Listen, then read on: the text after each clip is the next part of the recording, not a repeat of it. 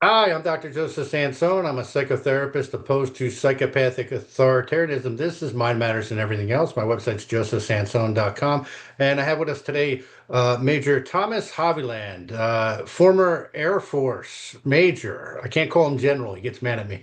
But Tom has been doing surveys on the blood, well, among other things. He's been doing comprehensive surveys with the embalmers and funeral directors and so on to document the white fibrous biosynthetic blood clots, whatever they are, that they're pulling out of cadavers. There you go. Yeah, yeah. I got one here too. Richard sent me one too.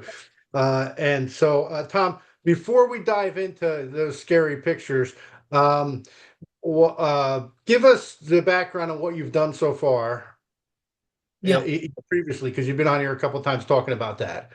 right, Dr. Sansone. As you said, I'm a retired U.S. Air Force major. Got involved in this after I watched that film Died Suddenly. Met people like Mr. Richard Hirschman, who's an embalmer in that film. Very next day after I watched that movie, the very first night it premiered, I called the Ohio Embalmers Association and I talked to their now president, Mr. Woody Wilson, and I verified that he was seeing these white fibrous clots in his corpses in his funeral home up in Marysville, Ohio, about an hour north of where I live in Dayton. So that So it's was a the new phenomenon. yeah, yeah. So right there and then I said, "Hey, this is a brand new phenomenon. I need to track this because Dr. Joe, as you and I both suspected, the FDA and the CDC were not going to look into this. So I wanted to figure out what the prevalence of these things were all around the world. So I started with my friend Laura Kasner up in northeastern Ohio. We've been running these Survey Monkey surveys the last 4 years in 2022. 2023, 2024, and now here at the end of 2025, our latest one in the United States, Canada, UK, Australia, and New Zealand to see just how prevalent these white fibrous clots were and still are. Because, like I said, we knew the CDC and the FDA would not be looking into this problem. And it all started, by the way, for these embalmers with 20 or 30 years of experience, never saw these white fibrous clots before until the years of COVID and then the COVID vaccine. There were a few embalmers that said they saw it in 2020, which is a year we had the virus but no vaccines yet. But then there was an explosion of embalmers seeing this phenomenon starting in 2021 after the rollout of the COVID-19 vaccines. So they So did not see it before 2021. they did see a few of them said they saw it in 2020 when we had just the virus. And that makes sense, right? Because there's Right, this because the spike similar. protein is on the surface of the virus itself. And we've got pretty good proof through working with a scientific team we're working with, led by Mr. Greg Harrison from Sydney, Australia. So, Tom, just to make sure, Yeah, it started coming out in 2020, but just not as prevalent, is what I'm hearing. correct. Okay. And in fact, Hirschman didn't see it at all until 2021. And I believe that neither did embalmer funeral director John O'Looney. Okay. Those two first started seeing it only in 2021 after the rollout of the jabs. But a few in my very first survey I ran in 2022, Dr. Joe, there were a few embalmers that said they saw the phenomenon starting in 2020, the year of COVID. Just a few though. Like I said, and then there was an explosion after the jabs came out in Right. 2021. So we've been conducting these surveys the last 4 years. Every year we've done the survey, Dr. Joe.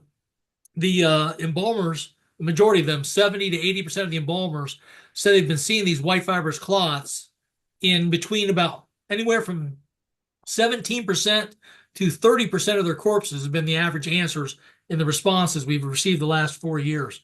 So this is not a rare phenomenon. These things are The one prevalent. the one year I think you had like about 50%, didn't you? No, No. Hirschman and O'Looney have seen clots in their corpses in the area of 40 to 50% at times. But Yeah. when I do Okay. the surveys, the average has been, like I said, anywhere between 17% to 30%. So it's Gotcha. Okay. typically right around 25% is it's probably a good average over all these last 4 or 5 years. Yeah, and I did get an affidavit from funeral director and embalmer Richard Hirschman for my case, and he did, I think, say within. No, I got this a couple months ago, but he said I don't know if it was the previous 3 or 6 months. He said about 50% of them did have it for And that him. makes sense for Hirschman because Hirschman actually, unlike most embalmers, most of them embalm at the carotid artery up in the neck. That's where they do what's called an injection site point, where Okay. they take the corpse and they basically push in the formaldehyde at the same time they're draining out the blood. So they'll hook up in the carotid artery to push the formaldehyde in, and then they'll set up a drain tube in the jugular vein for the blood to come out. Hirschman, unlike the most embalmers, he likes to embalm in the iliac artery down in the pelvis region because he feels like he can get better distribution to the lower extremities like the legs as well as the upper body. It's just an easier site for him to use.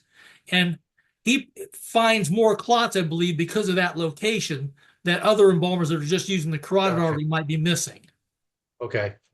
So that's one And now reason. one quick point, I guess, is you did attempt to do a survey of the vascular surgeons, but no responses, correct? Yeah, that's right. In 2024 and this last year in 2025, I sent a what I call a cath lab worker blood clot survey to vascular surgeons, endovascular specialists, cardiologists in not just the United States, but Canada, UK, and Australia, and New Zealand again. Because, Dr. Joe, I had actually come in contact with a endovascular specialist and cardiologist in Jacksonville, Dr. Mahana Basharat, who sent me emails admitting to me that he had been removing these same white fibrous clots from living people for the last 5 years. But unfortunately, after a month of contact and an email where he actually sent me a photo of a deep vein thrombosis white fibrous clot that he removed from the gentleman's leg, he went dark on me. He sent me an email saying, Tom, I've been instructed to terminate communications immediately. Sorry for the inconvenience. So somebody is probably his hospital administrator got to him, told him to shut up, don't talk about Wow, this. that's pathetic. Yeah, That's very cowardly. yeah. I mean that really is pathetic. I'm sorry. But okay, so the vascular surgeons are gonna, they don't want to play. But What I did, Dr. Joe, by the way, is I took it because I couldn't get the information from the doctors in because zero of them took. In fact, the Society for Vascular Surgery here in the United States, they're headquartered in Rosemont, Illinois, and they brag on their website of having 6,300 member vascular surgeons all across the USA. They Zero of them took my survey. None. Zero. So I right. decided, well, if I can't get good information from the doctor end, maybe I can get it from the patient end. So with the help of Clayton Morris and his wife Natalie at Redacted News, Yeah. and also Dr. John Campbell, the famous YouTuber over in the UK, they displayed a QR code for me for another survey I ran in 2024 called the People's Blood Clot Survey.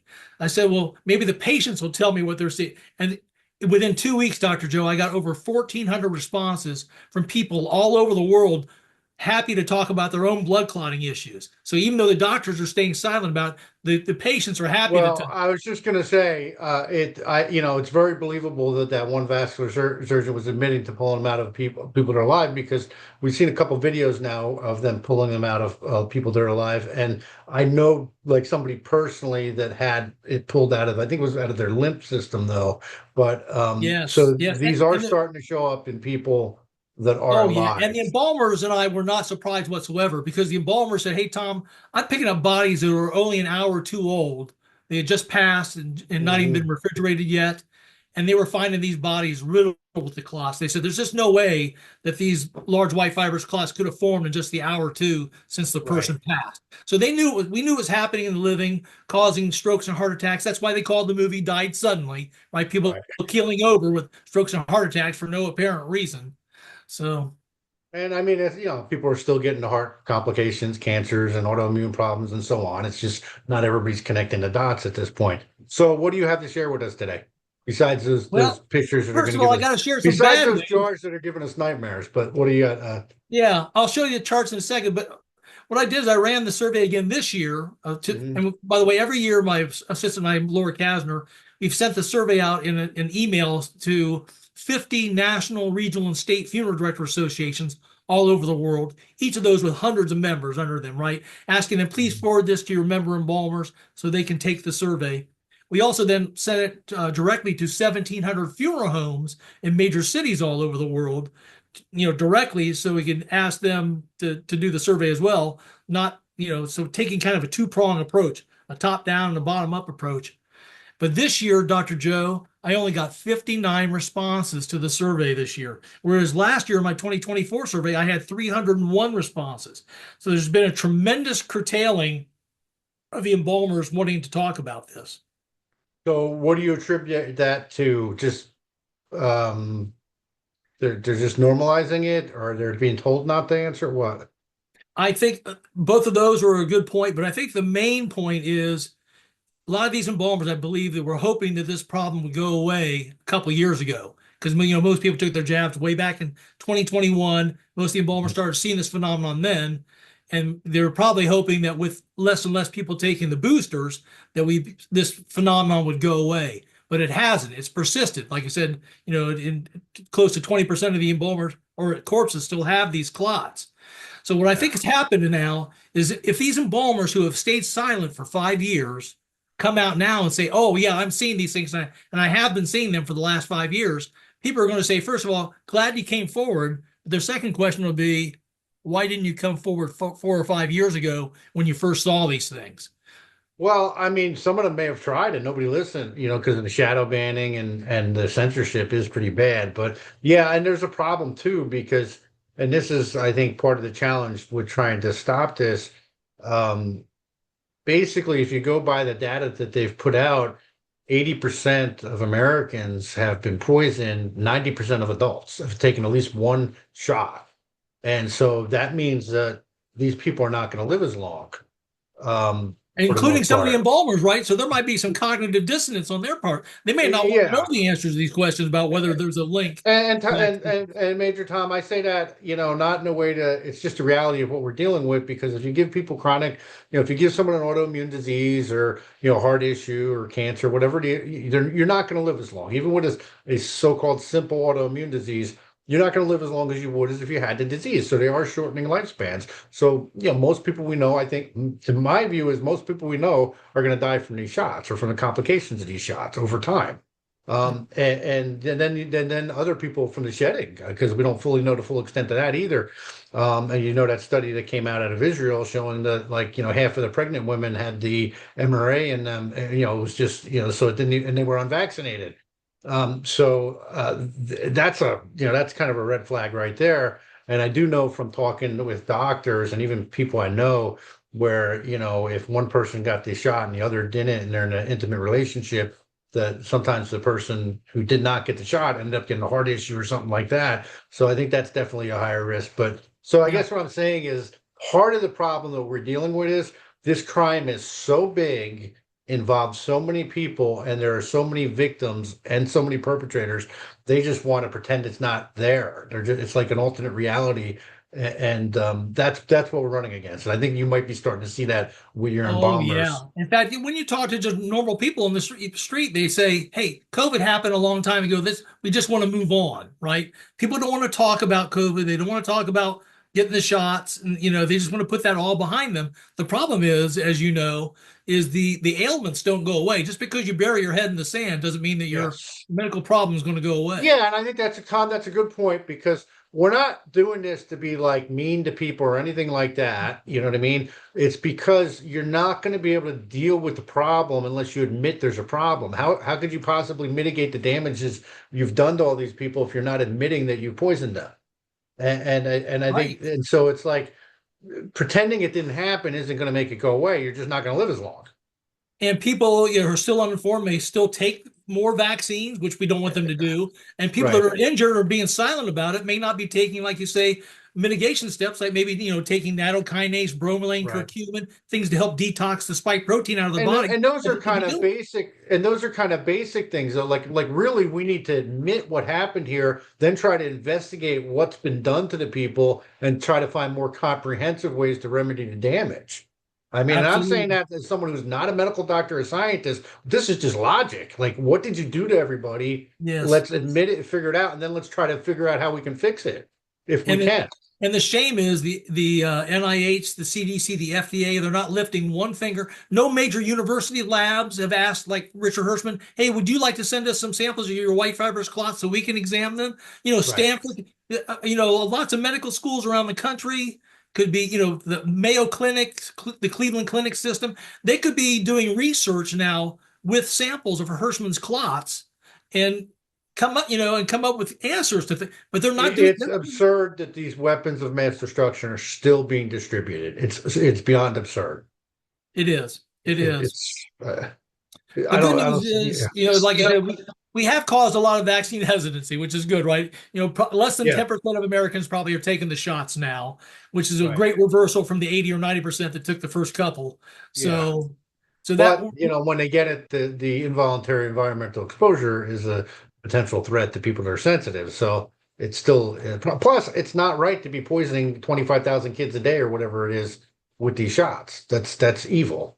That's just, absolutely, that's evil. absolutely. Those kids getting these shots are only going to, live in their 50s. You're evil for doing this. And So honestly, evil for looking the other way. yeah. So let's take a look at a couple of Yeah. slides. So we'll look at the data here real quick, even though we haven't got a lot of data this time around. We'll take a quick look at it.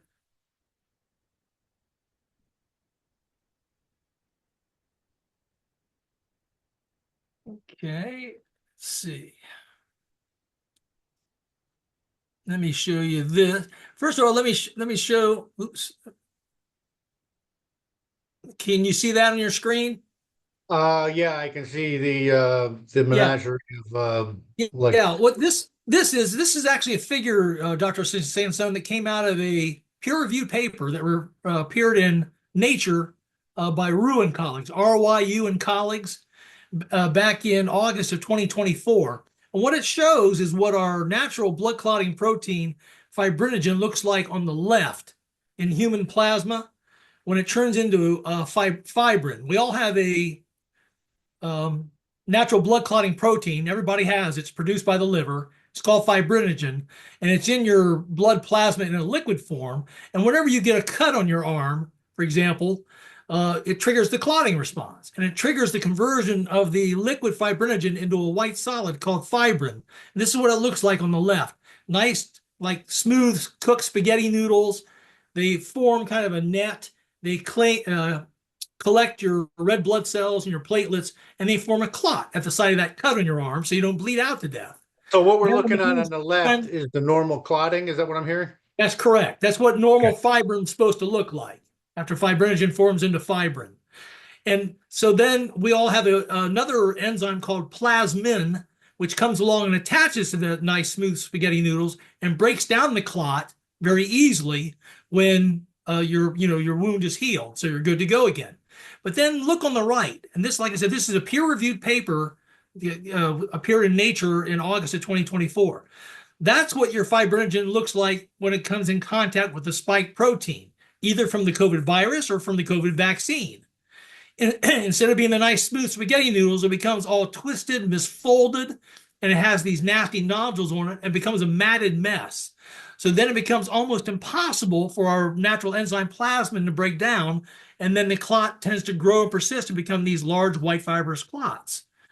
So on this next slide, embalmer Richard Hirschman sent about a dozen samples of the white fibrous clots to a Dr. Kevin McCarran, who's a neuroscientist in Japan, not to be confused with Kevin McKernan, who found the Mhm. SV40 and the DNA plasmids. This gentleman's a neuroscientist in Japan. He took a look at a 5 micrometer slice, very thin slice of one of Hirschman's white fibrous clots out of a cadaver under a scanning electron microscope at a magnification of 5,000. And this is what he saw, Dr. Joe. Does that look more like the nice smooth spaghetti noodles, or does it look more like the nasty misfolded twisted mess with the nodules on it? Looks It's like the something latter. from the looks like something from the Alien horror series, Exactly.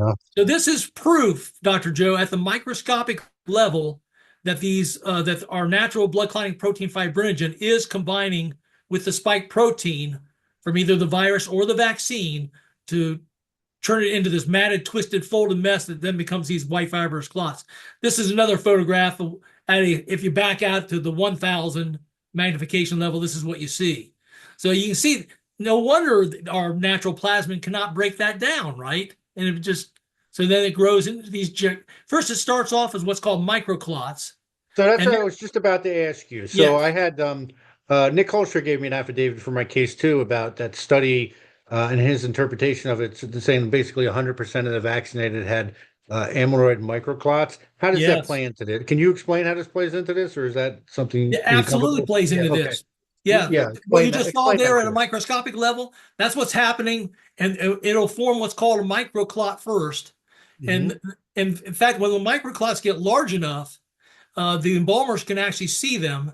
They'll actually, when they first start off, you cannot at an eye level, but when they aggregate enough the microclots, they'll appear as what looks like coffee grounds in the blood being drained off the corpse. The Yeah. embalmers notice that what they see looks like So coffee. are those the microclots? Those are, yeah, those are larger microclots that have grown to They've a gotten like bigger. Okay. like a millimeter size, correct? And then when they aggregate enough of them together, then you get these large white fibrous clots. So it's a So horrible. but I mean, if 100% of the vaccinated have these amyloid microclots, I suppose that means if they live long enough, they're going to develop these larger blood clots, right? We don't know for sure because the A body good can't. percentage of a good percentage of them, at least. Yes, I think. Well, like I said, they're finding these white fibrous clots in average of 20 to 30% of their corpses. So that's Mhm. a pretty high average. So Yeah, but keep one thing in mind with that, though. Okay, say you're finding it in 30% of the corpses, so it's probably somehow related to their death if it's coming out like that.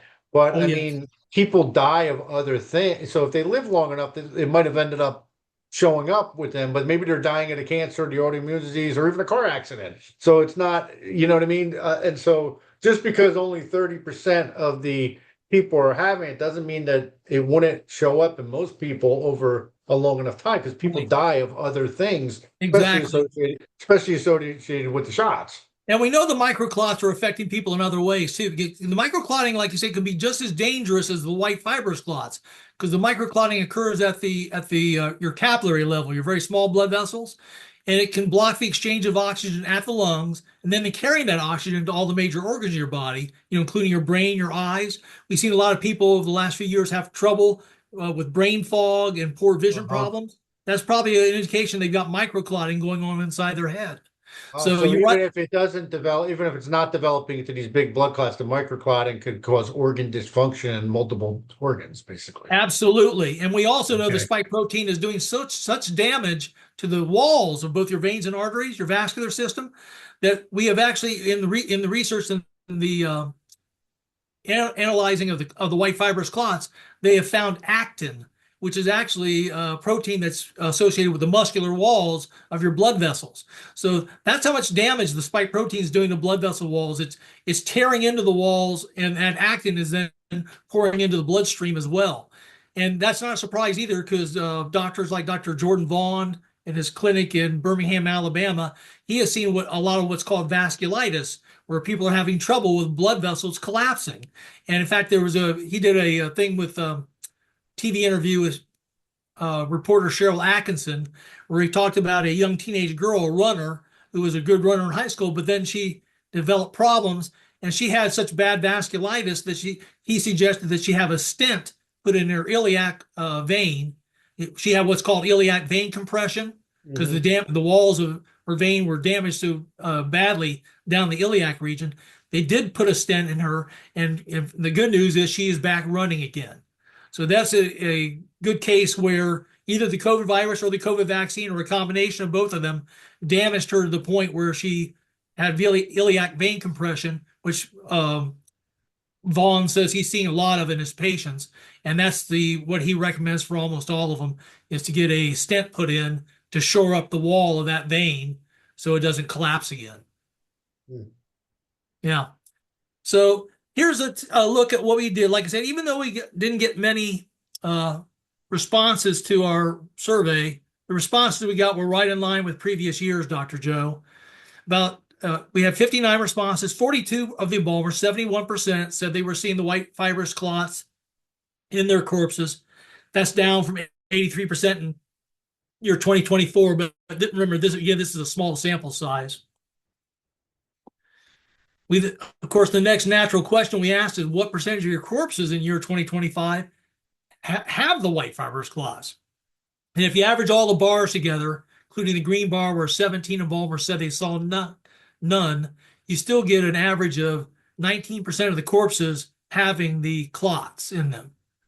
As you see there, for example, 14 of the embalmers said they saw the white fibrous clots in 21 to 40% of their corpses. Another 8 embalmers said they saw between 41 to 60% of their corpses. Or even 2 that said they saw the white fibrous clots in between 61 to 80% of their corpses. Again, this was a phenomenon that never happened prior to the years of COVID and the vaccine. It's a brand new pathology. Dummy question on this. Yeah. Do you know, do you track like who they are, or is it totally anonymous? Like, are No, you we've left able? them not. We wanted to encourage maximum participation. We do ask them. The first question we ask them at the beginning of all our surveys is, "What state are you from?" Or what area? Because if we got enough responses, we wanted to check for regionality. We wanted to see if Right. there was bad batches of the vaccine, for example, maybe Well, sent to northwestern here, United States. here's why I was asking. Like, I was wondering because if you were able to tell if you had a drop off of people filling out the surveys of let's say people in the past who said they've seen it, that might affect the lower. Because let's say if somebody's saying to them, "Hey, you got to stop talking about this," and then that might affect why you have less people. You follow me? Like, so unfortunately, I Yes, get why you're doing it absolutely. not. I get why you're doing it anonymous, but it would be nice because you'd be able to tell if it was a drop off from the people who've previously said they've seen it, just not answering this time. But okay, Well, sorry, continue. no, no, it's a very good question, and I wrestled with that because I said, well, maybe I should ask him, or for their names. But then I wanted to maximize participation. I didn't want to make them feel, because I knew they were already sketchy, antsy about answering the survey. So I didn't want to turn people away with that. So I said, you know what, we'll just continue to let them look at it or answer anonymously. Well, here's a new question that we asked them this year is, what's the longest white fibrous clot structure that you've removed from a corpse in 2025? And you see there, the main answer was 21 of them said a clot between 3 to 5 inches long. 9 of them said a clot between 6 to 12 inches long. And 4 of them said a clot that was longer than 12 inches. And that's not surprising either, Dr. Joe, because Richard Hirschman's got one in a tube that's 19 inches long. He holds it up to his armpit all the way out to his Mhm. hand in a long tube. And that thing is 19 inches long with about half an inch wide. So That's these things incredible. can get absolutely humongous. Yeah. Now, what's interesting is there was a phenomenon back in the late 1980s, early 1990s called white clot syndrome, where embalmers for a few years saw clots similar to these. And it turned out that it was actually being caused by the anticoagulant heparin. Heparin, and it turned out that the main ingredient that was causing it was sulfur. There were some people who were having a reaction to the sulfur in the heparin that was causing them to form these white fibrous clots. So to solve that problem, they just reduced the strength of the sulfur in the heparin, and then that went away. That phenomenon went away. And what's really interesting about that is we believe that these particular clots are being driven mainly, sulfur is involved, but we also believe that phosphorus is the main driver of this, the element phosphorus. And guess what, Dr. Joe? Phosphorus just happens to sit right beside sulfur on the periodic table. It has many of the same bonding properties. The scientists I'm working with, led by Mr. Greg Harrison, have pretty strong confirmation from all the tests they've done on the clots that both the spike protein and the phospholipid nanoparticles that carry the vaccine to the cells are combining or binding with our natural fibrinogen, bonding with it to form these bizarre rubbery clots instead. What we think is happening is the phospholipid nanoparticles that deliver the vaccine, once it gets inside the cell, it has to open up to release the mRNA inside.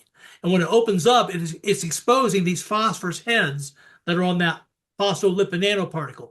And that just has a great affinity. It's a plus minus charge thing with our natural fibrinogen, and it binds with it. And then also the spike protein, either from the virus or the vaccine, is also becoming phosphorylated, and it also gets in a situation with a plus minus charge where it binds as well with the fibrinogen. So that's what's going on here. Wow. One of the other questions we asked the embalmers is, has a family member of the deceased ever asked you to look for the white fibrous clots in their loved one, or asked if you found the white fibrous clots in their loved one? And by the way, some of these questions are similar to questions I asked in Tennessee. This last June of 2025, I was invited by their then president, Mr. Taylor Moore, to come speak to at their annual convention of the Tennessee Funeral Directors Association in Franklin, Tennessee, just south of Nashville.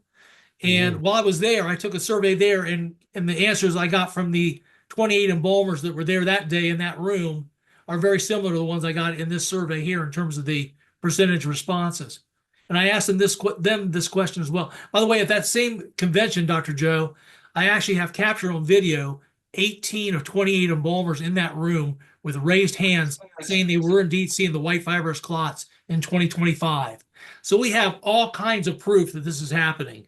That, Hmm. not just from the embalmers in the Died Suddenly film, from these 18 embalmers at the Tennessee conference. I also have, as I said earlier, Mr. Woody Wilson, who's now the president of the Ohio Embalmers Association, says he's seeing them. Mr. Kevin Swire, who's the president of the Manitoba, Canada Funeral Service Association for the entire province of Manitoba, says he's seeing them. Mr. Taylor Moore, who was the president of the Tennessee Funeral Directors Association back in 2025, says he's seeing them. Mr. Chris Calvi Jr., who is the 2024-2025 president of the Pennsylvania Funeral Directors Association, says that he's seeing the white fibrous clots. And I also, over this last Thanksgiving of 2025, I found a video of two embalmers talking to each other, a Mr. Dana Goodell, who's a board member currently of the Iowa Funeral Directors Association, talking to a Mr. Bob Sinnott in a video they did. It's a YouTube video called Life, Death, and Everything in Between. It's done by Mr. Bob Sinnott. But both of those gentlemen talk about the fact they're still seeing the clots. All the embalmers they're talking to see the clots. They admit it freely during the last 10 minutes of this podcast. So we have, and by the way, Mr. Goodell has agreed. I've sent him several people that he could do podcasts with, and he's agreed to go on their shows. So that's a big deal. He's the first official member of a U.S. State Funeral Director Association to volunteer to speak out publicly about this. So I'm trying to get him on as many shows as I can to talk about this. Yeah, that's So, important. I mean, that's absolutely. important. Absolutely. Because of his credibility, right? He's, like I said, Yes. he's currently sitting on the board of their State Funeral Director Association. So Well, because he's anyways, representing the whole organization. It's not just one funeral director, you know? like I said, he says everybody he talks to says they're seeing the clots too. Right. And in a video that he did, he tells a couple of very interesting stories. He said he went to his own doctor and asked his own doctor. He said, "Hey doc, should I take the latest COVID booster?" And the doctor said, "Well, do you want to live?" And he said, "Well, yeah, I kind of like to live. My insurance is still good." And the doctor said, "There's a reason we do not give the COVID vaccine at this clinic." So, Yeah. yeah, right there, his own doctor admitted, I'm not going to give any of my patients these shots. So, but we asked him this question about family members of the deceased. And what's interesting is out of the 59, 53 embalmer says nobody's ever asked him that question. Only 6 of the embalmer says, the family members have asked him about the clots or no. And there could be reasons why, right? Maybe they don't know about the clots. Maybe they do know about the clots, but they're too embarrassed to ask. Maybe there's Or they're nothing just in unusual. their grief and they realize it's not going to change anything, or, you know. That's right. But When I was in the hospital, Tom, a friend of mine, was telling me I should tell the surgeon if they pull anything out of me to save it for me and tell them that like I wanted to be buried with all my remains for religious reasons, so they do it. But it was like, I was having like I had them sign off on me to be able to get like blood from people I know in case I needed it, so it'd be unvaccinated. I didn't need it, but I was like I was doing too much already. I was like I can't do that too. But the hospital makes it hard though, don't you? Because a lot of people, like you say, unvaccinated people, they don't want to get vaccinated blood. Well, And what the you got to hospital, do is you have to get the surgeon to sign off. Well, at least here, I had to get the surgeon to sign off on it, and then I had to get people to come to the collection sites that were spread out across the county. Then it takes a couple days to process it and get the blood in. And in my case, I had 2 units on hand, like the Thursday, and they wanted to operate me on a Friday, and I was like, well, I know I have another 4 units. I want all 6 because what if you need more than 2 units? I don't want to and risk it. And so I actually pushed my surgery off to the Monday, which was right after Easter's in 2023, on April 10th, and is when they operated. But I mean, I literally pushed it off because I wasn't going to get the unvaccinated blood. good for you. And You know? the doctors may have thought you were being a baby about it, but you know what? You're not, because there is a danger in unvaccinated people receiving vaccinated blood. Yeah, We, I think the surgeon, like, because he even commented, there's no evidence of that, da, da, da. But at this point, I'm sure that same surgeon probably knows I'm right. At this point, I was right. But I mean, yeah. unless they're just in a bubble. The other reason here, the last reason that people may not want to ask about whether the clots were in their loved one or not is denial, right? Maybe that Mhm. maybe they took the shot and they encouraged their loved one, the deceased, to take the shot, and now they don't want to know the answer because then they'll feel guilt about encouraging their loved one who's now deceased, to have taken the COVID vaccine. Well, I think I would add futility to that because some of them might be, well, what's the difference? They're dead now. It's not going to bring them back, you know? Right. But Mr. Goodell, by the way, in that same interview I was talking about, he um, he is in a unique position, whereas many funeral directors are. He's both a funeral director and an embalmer. So unlike just the embalmers who don't usually get a chance to talk to the families of the deceased, Hmm. these funeral directors who do embalming as well do get a chance. And Hmm. he says I've gotten into the nasty habit lately of whenever I find the white fibrous cloth in the deceased, I'll ask the family of the deceased. I'll say first thing I said, did your loved one have COVID? And they say no. Then I ask him the critical question: did your loved one take the COVID vaccine? He said, "Oh yeah." And he said that happens every time. And then he says, "Then I just drop it. I just drop it. I don't ask. I don't." Because the next thing he could say is, "Do you realize that maybe the COVID vaccine is what killed your loved one?" But Right. like you say, he doesn't want to do that because the family's already grief stricken. You Yeah. know, so. But it is interesting, isn't it? Yeah. No, it's terrible. Yeah. I, I think I skipped one here. We were talking about microclotting earlier. We asked the embalmers, are you seeing the microclotting? Again, about 70% of the embalmers responding to this year's survey said yes. And then, of course, then we asked them what percentage of your corpses. Again, if you average all the bars together, including the green bar, where 16 embalmers saw none, you get an average of 18% of the corpses containing the microclotting. Now, this is a phenomenon they had seen prior to COVID, primarily in patients that had heavy chemotherapy. They would tend to see before COVID and the vaccines came around, but in less than 5% of their corpses. So this is at least, probably about a quadrupling of this particular side effect since the jabs came out. One of the other questions we asked this in our 2023 survey, worldwide survey as well. Have you noticed an increase in infant deaths?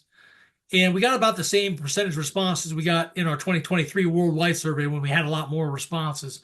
About a little less than 20% of the embalmers said they are seeing an increase in infant deaths compared to the years prior to the pandemic.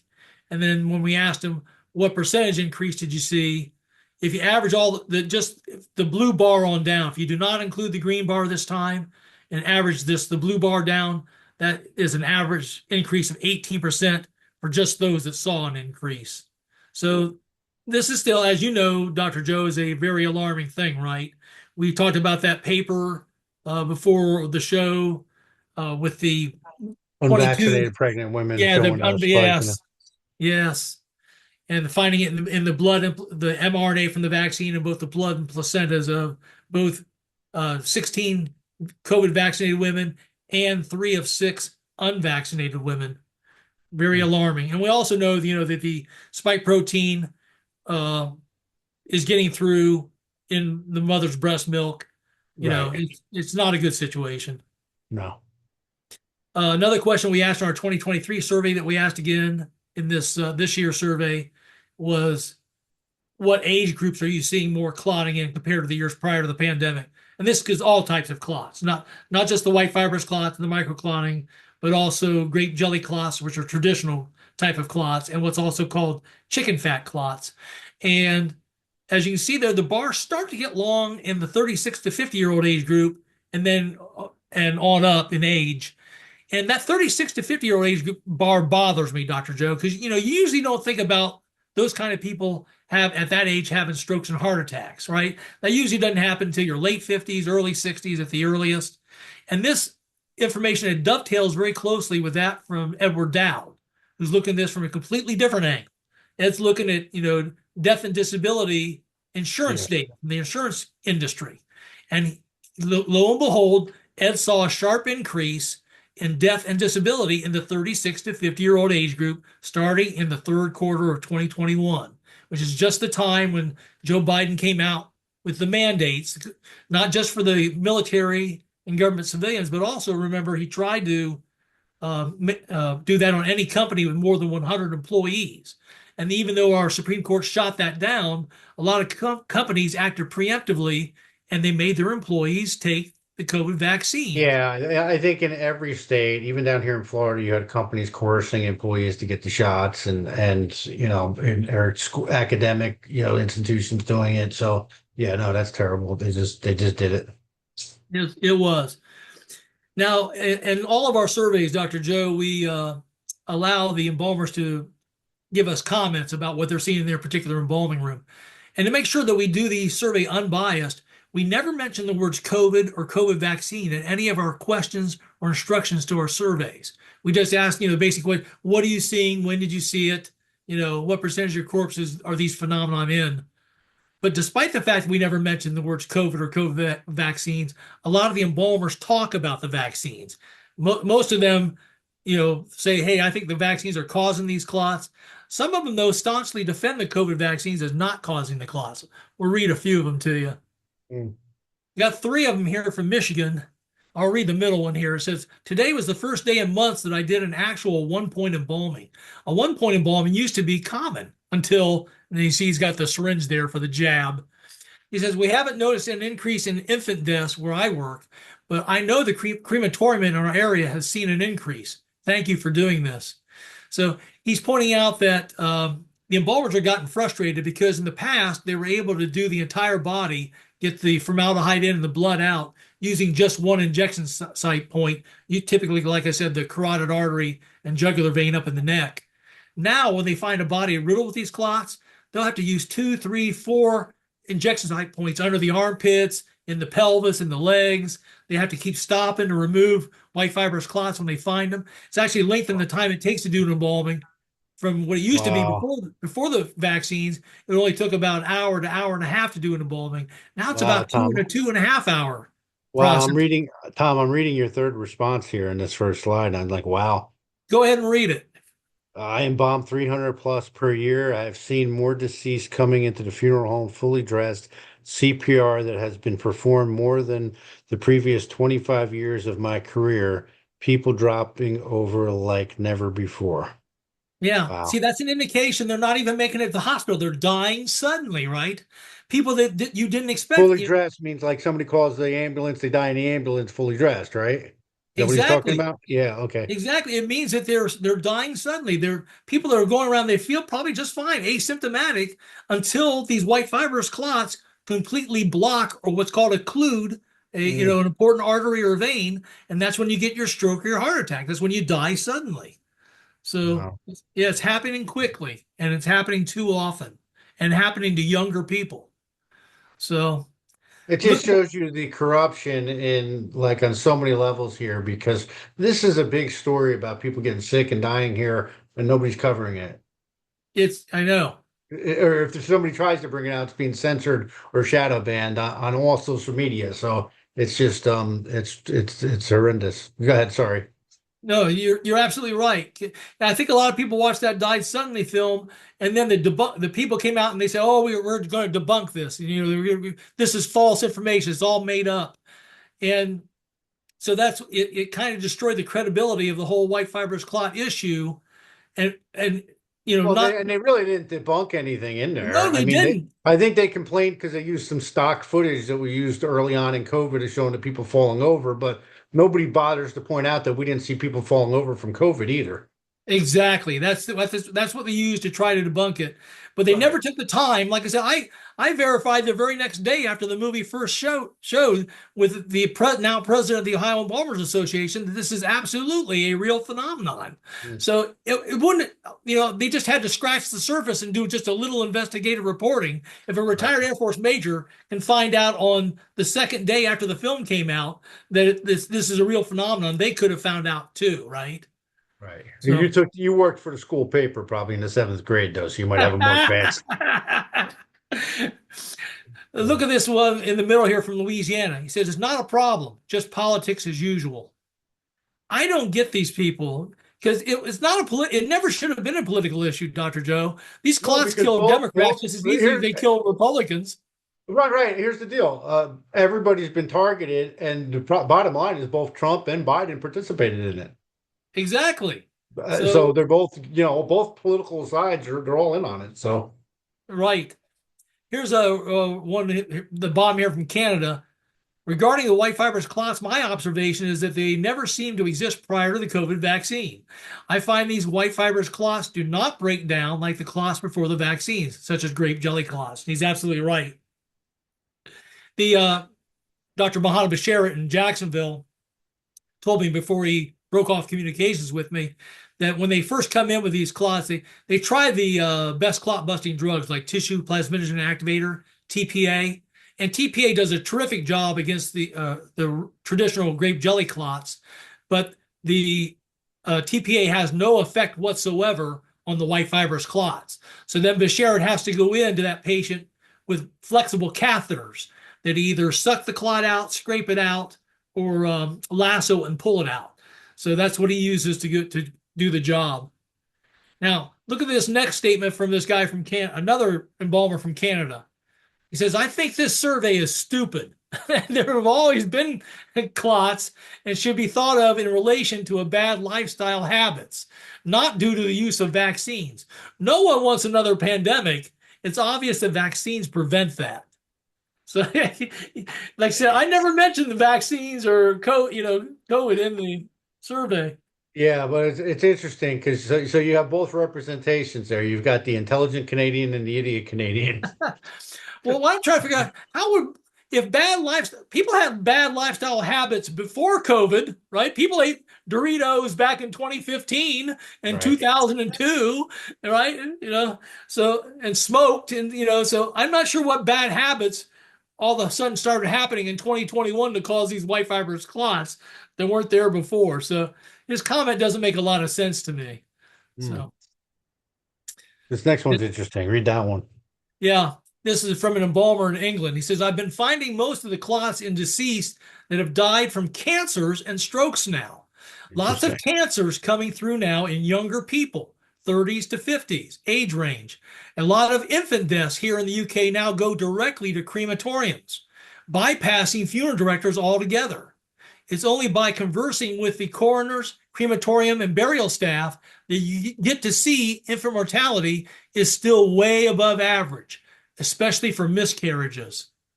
Well, So, what's interesting about like kind of ancillary information that backs this up, like, in the past when someone died, usually you had a funeral in a few days, right?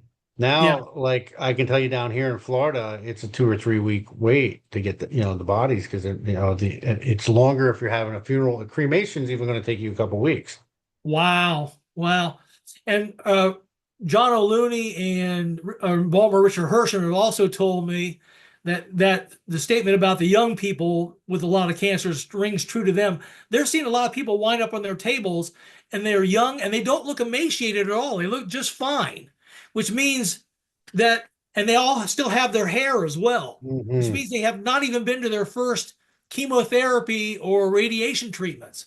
So there's people that's called turbo cancers, right? People are dying Hmm. so quickly that they look actually normal. Whereas, it used to be before COVID, when they see a cancer patient, that person's had cancer for 2, 3, maybe 10 years, and they look all emaciated, right? Their hair's all falling out. You see their body's been beat up from all the radiation and chemotherapy.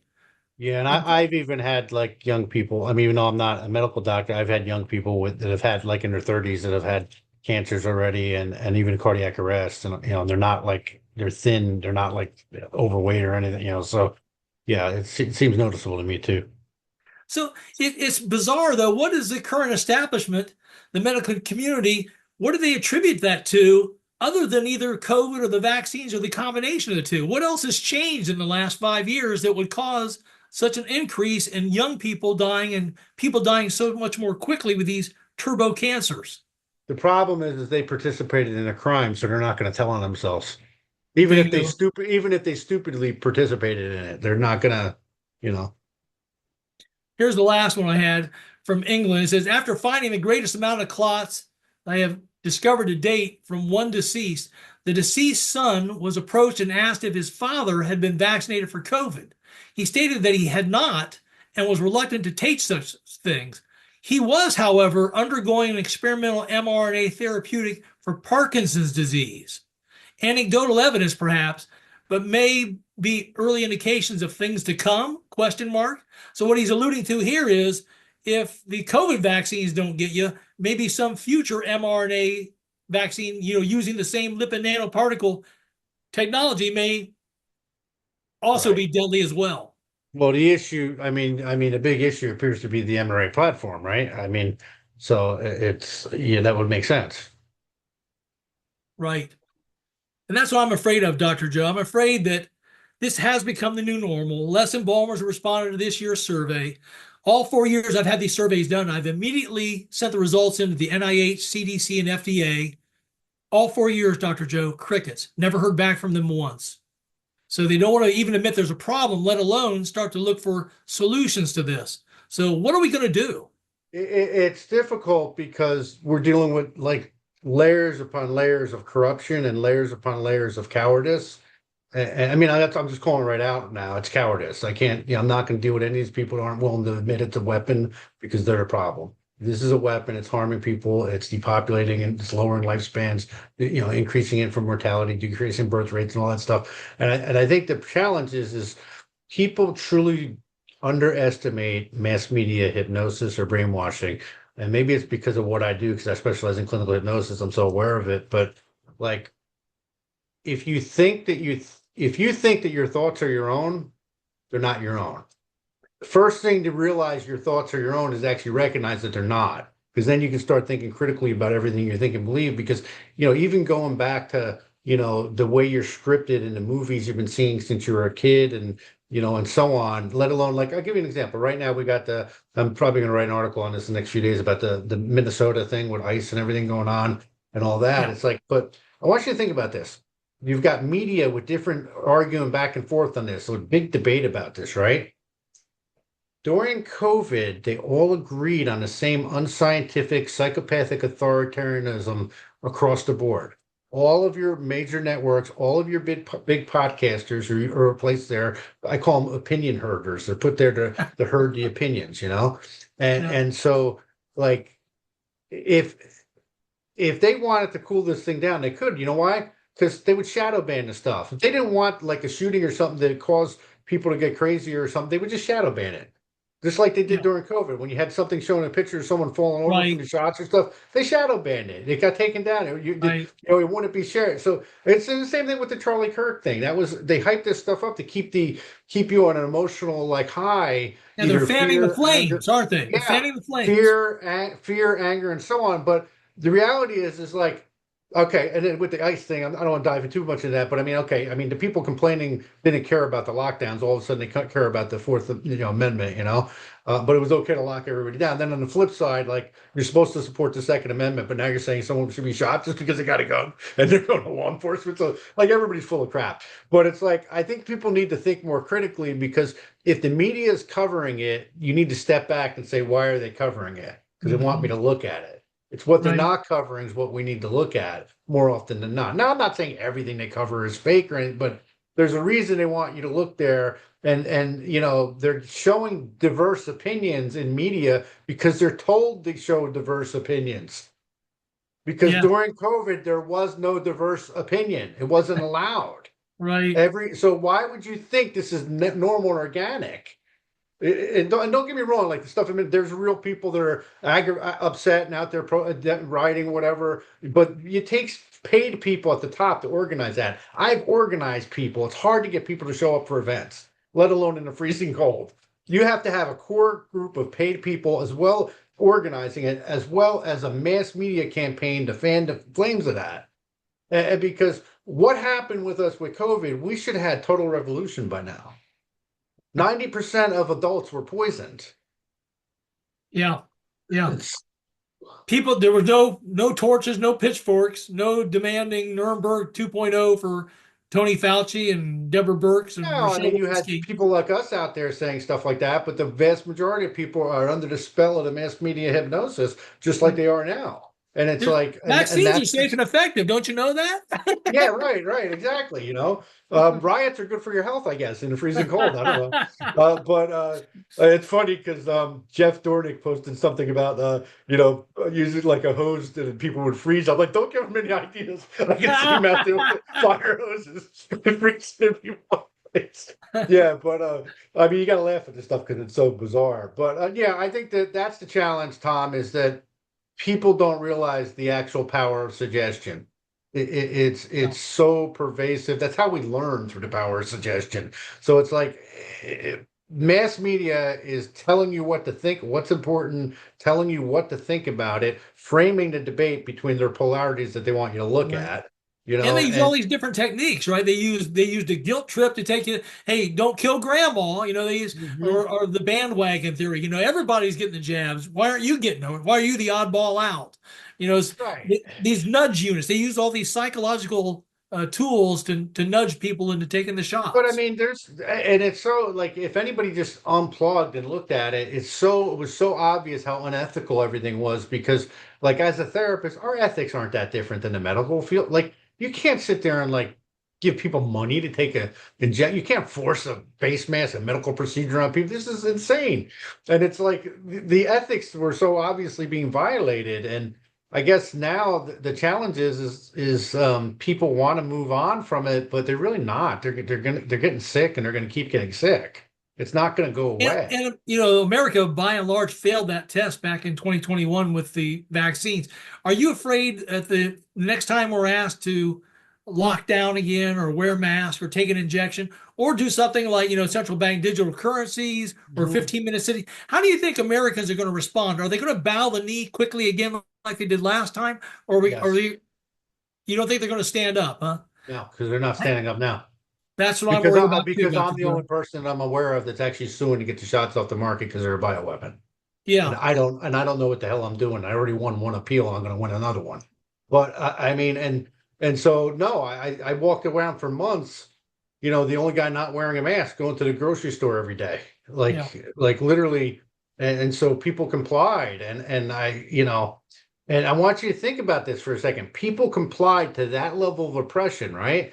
And now they're out there fighting against ICE and I'm not saying everything ICE what they're doing is correct either. I'm not even, Right. but I'm just talking about the hypocrisy of like, so you agreed with lockdowns and face mask, forced vaccination, and pure human rights violations, and then now you're going to stand up and fight on this Fourth Amendment issue, which you might have some valid points on some of that. They're randomly stopping people and that kind of thing. If there's no warrants, that kind of thing. But it's Right. like, where were you? So you're not. It's all they're being programmed to think this is their fight when the fight was where we should have all come together from regardless of political background or ethnicity, whatever, because all of our human rights were all of our family members have been poisoned. And it's like, so I'm not optimistic at this point because I don't see people, even now, the level of censorship, and even among the so-called alternative media on like issues like my case. I have people coming to me and commenting like, "Oh, I thought that DeSantis stopped the shots," or like, "What the hell you think I've been suing for the last few years?" Like, Right. I mean, so there's just I, the you know what? censorship and I have to say that I actually agree with you. Unfortunately, when I left my job at Wright-Patterson Air Force Base 5 years ago in October 2021, I refused to take that jab. And I was the only one that day that sent this email off to this three-star general and then got fired for it and walked off the base. Nobody else of the 30,000 people that worked there stood up. They all cowered. Like, if we all would have stood up that day and said, some of us want to take the shot, some of us don't want to take the shot, but all of us believe it should be each individual's right to decide whether they want to take the shot or not. You know, which was a fair position at that point because you didn't know it was a weapon. that's right.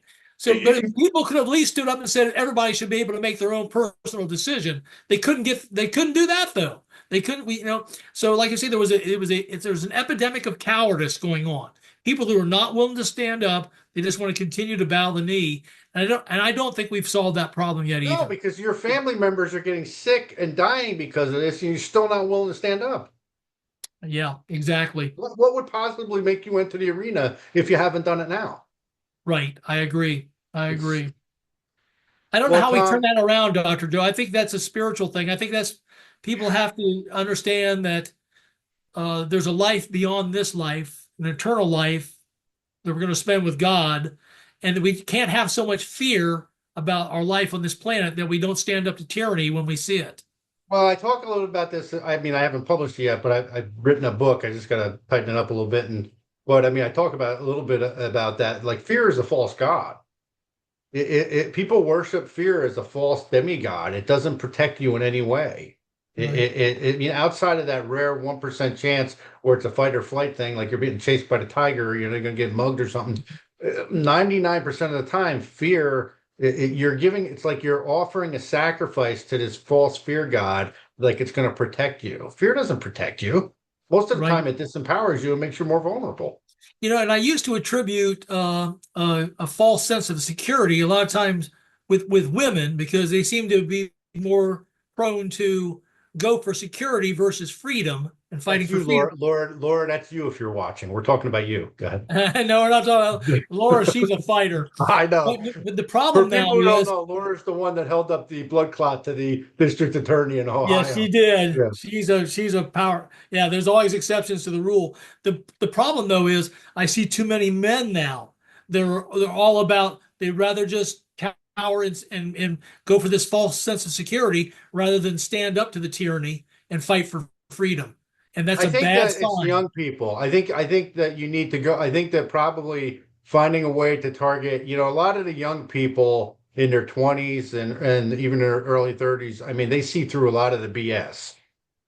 I hope Um, so. and, and I think that those are people because they've got the energy to do it. And I think that that's where it has to happen. Like people of that age group need to just like take charge because the older people aren't doing it. I agree. I hope the same thing happens for our future generations because the Yeah, like young we're people we're are old. We're old. Really, people in their 20s and 30s should be doing what we're doing right now. Like we've programmed people to think they're not adults into their 30s. No, you're 25 years old. Stand up like a man or woman and fight. You need to get out there and lead. right on, right Those are the on. people who should be doing it.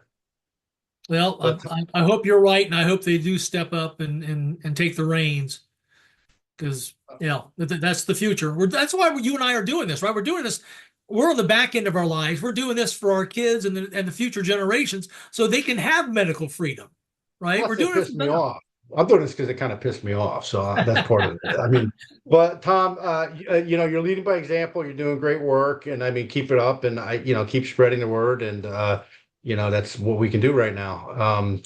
And maybe you can do a lawsuit there in Ohio if we can talk you into figuring one out. Um, I'll get with Warner Mendenhall and see if we can get something right. yeah, yeah, get something going. Um, it's um, it's difficult, but I mean, you know what I do, Tom, and I don't focus too much on the outcome. I just focus on what I feel I should be doing. Right, right. And And that's a good attitude to have because that's all you're supposed to do is do what's right. well, Yeah, because here's the deal: if you're in the thick of the battle, if you tried focusing on the outcome, you'll go hide in a corner. But if you just focus on what you need to hit that's in front of you, before you know it, you won. You know what I yeah, mean? Because the yeah. bottom line is people need to remember the only thing necessary to be victorious is to decide to be victorious. Right on. That's the only thing. Then you just got to be willing to pay the price. But my friend, I appreciate you. Thank you, sir. Thanks, Dr. Sansone. Appreciate it.